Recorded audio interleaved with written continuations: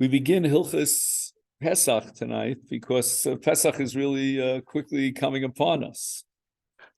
And I want to thank everyone for coming, and especially for Brother Dave and for Yudi to sponsor this and organize this. And when we start Hilchas Pesach, we start with the basics. So I'm not going to assume that we know anything. Is that okay? Yeah. And then if it's superfluous for you, then you'll forgive me. In the Torah, there are many, many different prohibitions regarding what we're allowed to eat and what we're not allowed to eat. But chametz, in that constellation of macholas asuros, forbidden foods, is unique in many different ways, but perhaps in the most profound way because of what's called bal yiroya, bal yimotzi, which means there are two prohibitions that force a person to give up his ownership over chametz, meaning even if he's not going to eat the chametz, he's not allowed to possess the chametz. And there's an entire sugi in the Gemara. Why did the Torah have to say both bal yiroya, bal yimotzi? They sound identical. Bal yiroya means it shall not be found, shall not be seen, and bal yimotzi means it shall not be found. And the Gemara gives various situations where maybe you don't see it, but it could be found. Maybe you can't find it, but you could see it. Different opportunities where the Torah includes, but basically the bottom line is you're not allowed to possess chametz. And that doesn't apply in any other case. Like, for example, if you have non-kosher food or basar b'chalav, even though you're not allowed to eat it, you're allowed to possess it. You don't have to get rid of it. What? It's also by no. It could be asur by no, but you're allowed to keep it. You don't have to get rid of it. Right. In other words, if I have basar b'chalav somewhere in my possession, I don't have to seek it out and destroy it. But not so in the case of chametz. The Torah is so careful about chametz and so strict about chametz that it requires us to simply get rid of all our chametz. Now, in terms of getting rid of chametz, we have two definitions of getting rid of chametz. One is the simple, straightforward definition. That means physical destruction, so that there's no chametz at all in my possession. Any chametz that I may have possessed, I completely destroy it. That's pure chametz? And that's called bir chametz. There's another option in which I don't actually destroy the chametz, I disown the chametz. It's no longer mine. I don't possess it. So if it happens to be in my house, it's not mine. It's not mine. It's like a Jew who lives in a house and someone comes into his house and he's holding chametz. You don't have to get rid of that chametz. It's not yours. So again, you could either physically destroy and get rid of your chametz, or you no longer own the chametz. And therefore, even if it's in your bounds, then it's not your chametz. And the Torah says you're not allowed to possess chametz, but I don't possess it. It's not mine. So a classic case in the Gemara is where a guy comes into my house and he's holding a package of bread. I don't have to get rid of it. It's not my chametz, and therefore I never had intention to own it. And I don't violate neither bal yirah nor bal yimotzi. So that's the two methods. Now, the opening halachas of Pesach have to do with these two lavim of bal yirah, bal yimotzi, of ownership. And it's all based on the opening Mishnah in Masechta Pesachim. The Mishnah opens up by telling us that or l'ner, that you take a candle. We'll see if it has to be a candle, but it's got to be a light. And Orlar Basar, on the night going into the 14th of Nisan, we know that Yontif is on the 15th of Nisan, but already a full day earlier, Bodkim es hachametz li oraner. We check our houses to make sure that there's no chametz, and we check it with an or haner. Because again, it's nighttime, and at nighttime, the light of the candle shines very bright. And it allows you to look and search for the chametz. So that's called Bedikas Chametz. We're all familiar with Bedikas Chametz, and I say houses because a person might own more than one house. And a lot of the issues that come up, and I hope that you'll raise some of these issues tonight about getting rid of chametz, apply with regard to bedika of more than one house.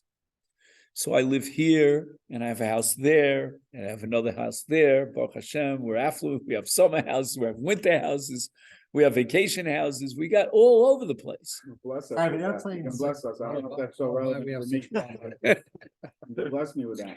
Okay. It's a bracha. Blessing is that you'll have to ask me how many different houses you have to make Bedikas in. Amen. You say what Yeah. bracha for everything? Well, that's another issue. Okay. Whether one bracha suffices. But you know what? I'll tell you something else. The concept of a house in the Gemara's language is what we call a room. Every room in the Gemara's language is called a separate house.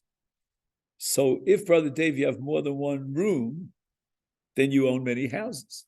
So there, my blessing came true already. And then we have Yair's question: if you're going to do a bedika on these different houses, means these different rooms, can one bracha suffice for all the rooms?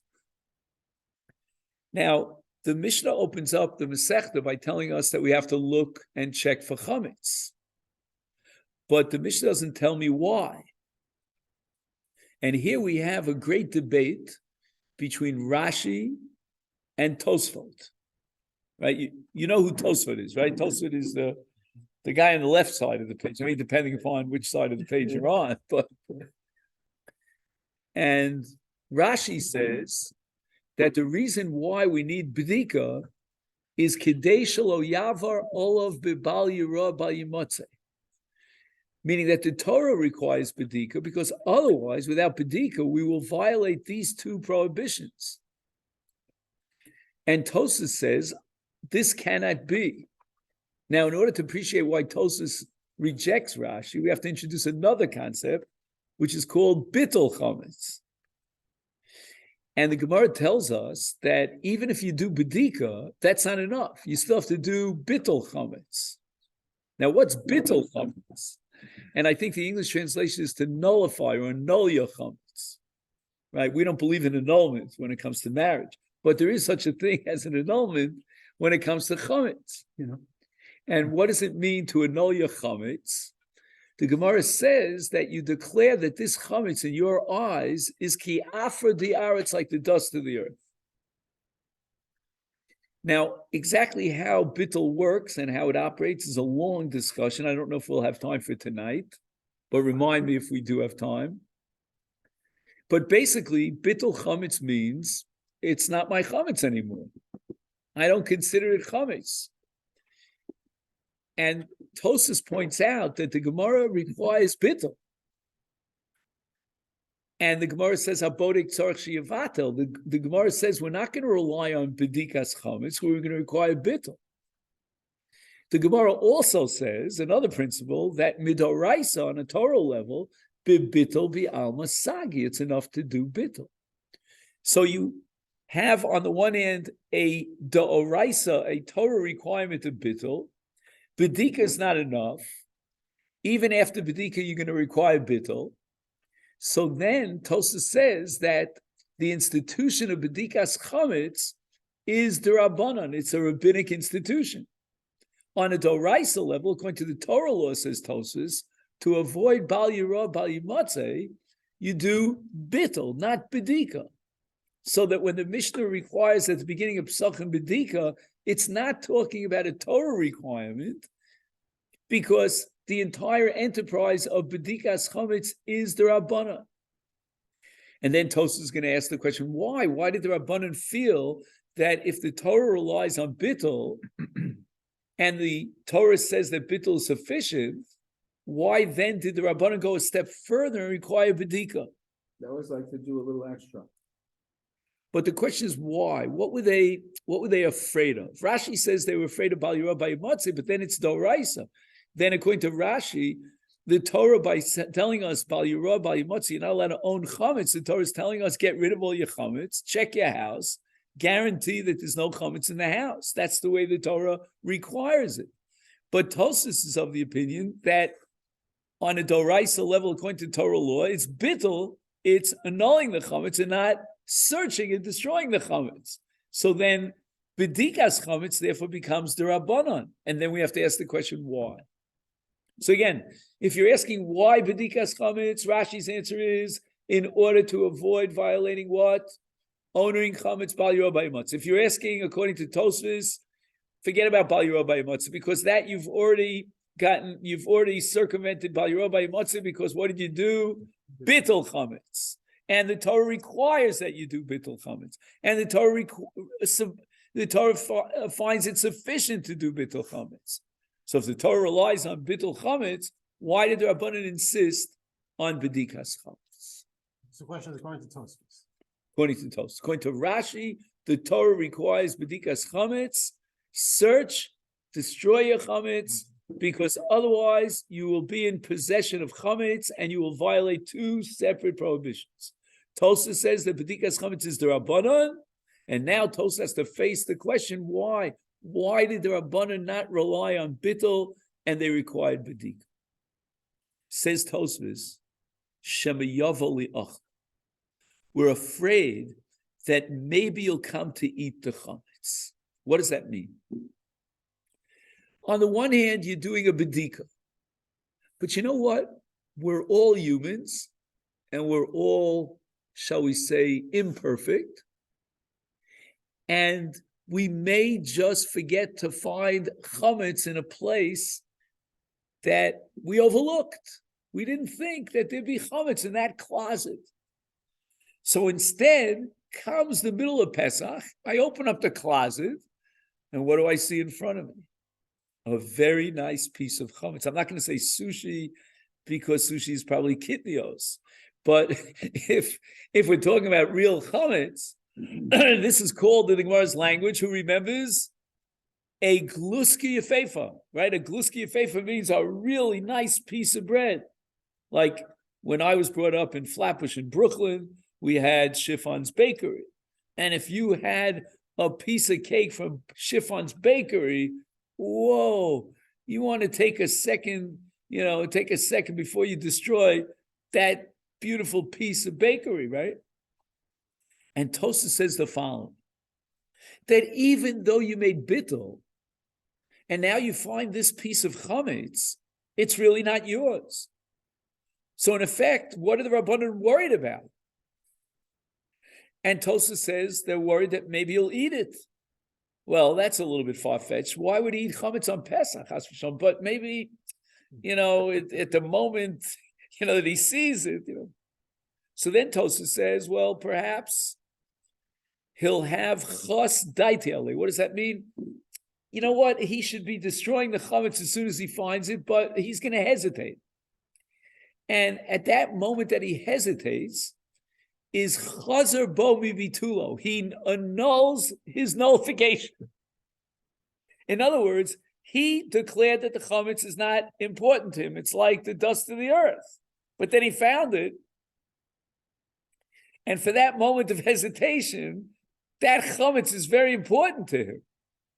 And therefore, he's mavatal his bittul. Do you follow? It's a double bittul. He rescinds his bittul, and he's going to violate Bal Yorah B'Imotza. So what's the solution for this? Do bedika and get rid of all your chametz. But that's a rabbinic requirement. The Torah relies on bittul. And the Torah says that if you made bittul, your chametz is not yours. And even if you find chametz, it's not yours, and you don't violate. Ella, what? We're afraid you might eat it? No, we're not afraid you're going to eat it. Nobody eats chametz on Pesach. And the Torah relies on our ability to get rid of the chametz if in event we find the chametz. So therefore the Torah relies on bittul, but the Rabbanan said we're not going to rely on bittul. And why not? Because maybe for that one moment when he finds the chametz that he missed, he might be tempted to eat the chametz, or at the very least he might delay getting rid of the chametz. So that's part that the Rabbanan have, why you need the both bedika.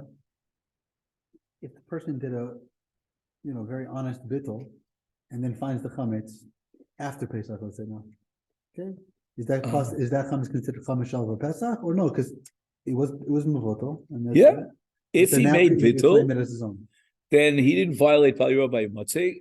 Vada Yehuda's raising another concept here to this discussion. And that is that if chametz was in your possession over Pesach, then it's asur, but no, you're not allowed to benefit from it even after Pesach. So chametz number one is prohibited in achili, you're not allowed to eat it. Chametz number two is prohibited in hanoah, you're not allowed to feed it to your dog. And chametz number three is Bal Yirah by Matzeh is prohibited in ownership. Those are the threefold isurim, the prohibitions that apply to chametz. Now, chametz sha'avar Pesach means chametz that you find after Pesach. So, for example, let's say a person didn't do bedika on Pesach before Pesach. He has to do bedika on Pesach. If he didn't do bedika on Pesach, he'll have to do bedika after Pesach. And all this is to get rid of chametz sha'avar Pesach. But Yehuda asks the following question: what if he made bittul? The Torah relies on bittul. It's not yours. So basically, what you find after Pesach is not your chametz. And chametz sha'avar Pesach is only chametz that was yours, and you violated these two prohibitions of Bal Yirah by Matzeh on Pesach. So if you find chametz after Pesach, and you can guarantee us all and calm us down that you made bittul, then you're okay, and it's not chametz sha'avar Pesach. I have a hard time understanding this concept, this scenario that you're saying that if he even hesitates, he undoes the bittul. Then what's the point of bittul ever to be? Meaning, if there's a mechanism to undo it, when you think bittul, you think something's like obsolete, like there's no way to retract it. But if you're saying that there's a way retroactively that you could bring it back, then what's the point of ever doing bittul? I mean, not what's the point, but how is it effective? Well, you added one word here, and it's not retroactive. From the moment that you want this chametz, because you feel, hesitant to destroy it, it's such a beautiful piece of chametz, from that moment and on, you'll violate Bal Yirah by Matzeh. Now look, we'd have to get into the details of bittul. Basically, I'll give it to you in a nutshell, but again, this is very superficial. Bittul can be understood in one of two ways. One is called hefker, means you declare it as ownerless, and another is much more sophisticated, much more abstract, and it's called hafkas shem chametz, meaning as far as you're concerned, it's not chametz. It's like the dust of the earth. But in both cases, you can rescind and revoke your bittul from now and on, not retroactive. If it was hefker, now I decide I want to have it. It's mine. No one's going to prevent me from re-establishing and regaining my ownership, my possession on it. If, on the other hand, it's hafkas shem chametz, which means I remove the status of this object as chashiv, as having the chashivas, the significance of chametz, well, up until now, I did so. But now that I found it, and I'm hesitant to get rid of it, I have declared that it is very chashiv. It's something very important in my eyes. Rashi says the problem and the reason for Bedika is because the Torah says, Bal Yirah by Matzeh, you're not allowed to own the chametz. Tosa says it's all D'Rabbanan. On a D'Oraisa level, we rely on bittul, but the Rabbanan are afraid that maybe you'll come to eat chametz. So let me ask you the following question. Why is it that if a person owns non-kosher meat, which, for example, could be very common in the case of people who own animals. They have animal food, it's not kosher. Or, for example, a person owns and has in his house basa b'cholov, meat and milk that were cooked together. My brother's a fisherman, he has a giant freezer filled with squid and shrimp. Squid, non-kosher food. Why aren't we afraid in those cases that he might come and eat the chametz? And eat the non-kosher food. Mm-hmm. Why is it that in chametz we require that we absolutely have to get rid of it, but regarding all other prohibitions, we don't have to get rid of it? Chametz is only once a year. Excellent. So this is what's called, I'm going to explain what you were saying. This is called lo bedili minei. Lo bedili means that every other prohibition, I'm so used to it during the entire year, I would never dream of eating something that's not kosher, and therefore we don't have to get rid of it. You could leave it wherever it is, try to be careful about it, obviously, but we're not afraid you'll come to eat it. But chametz, which for 300, and let's see if we get a number right over here, 58 days out of the year, you're allowed to eat it. So you're so used to eating chametz, and all of a sudden, for 7 days, 8 days, you don't eat chametz. Well, you might come to eat. There's another explanation as to why the Rabbanon instituted Bedika, and they were afraid that you might come to eat the chametz. And that is the following. Very often, what the Rabbanon do is they take a cue from the Torah itself. They follow the Torah. It's like follow the leader. Remember we used to play that game?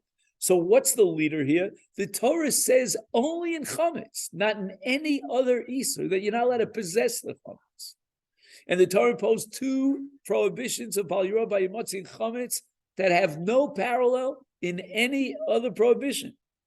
And therefore, you see that the Torah itself was creating, in a sense, a fence around the Torah. The Torah didn't want you to have chametz around, you might eat it.